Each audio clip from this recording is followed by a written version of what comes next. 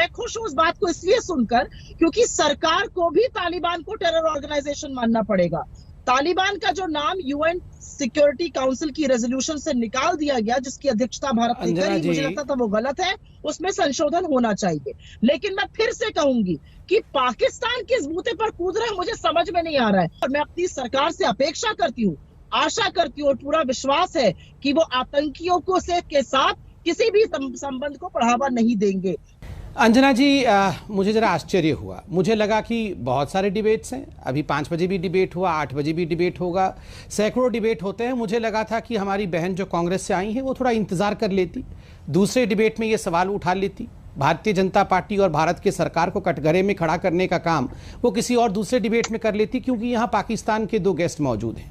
बहरहाल उन्होंने वही किया जो हर दिन करती हैं, यहाँ भारत की सरकार को कटघरे में खड़ा किया और उन्होंने सवाल भी पूछा पाकिस्तान से कि आखिर पाकिस्तान किसके शह पे उछल रहा है। बिल्कुल सही बात है, पाकिस्तान तालिबान की शह पे उछल रहा है, चीन के शह पे उछल रहा है, मगर कुछ तो कांग्रेस के शह पे भी उछल रहा है।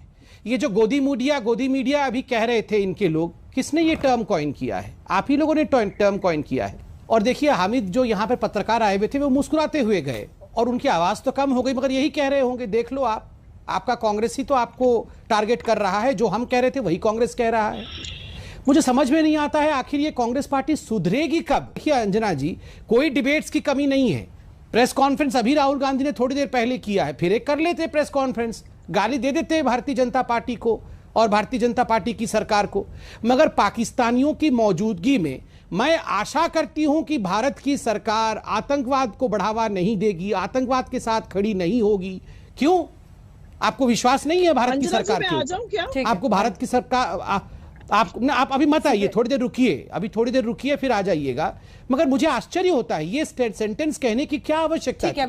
आपको विश्वास नहीं है क्या भारत की अपनी सरकार के ऊपर, जो आपने पाकिस्तानियों के सामने कहा कि मैं आशा करती हूं भारत की सरकार आतंकवाद के साथ कोई समझौता नहीं करेगी?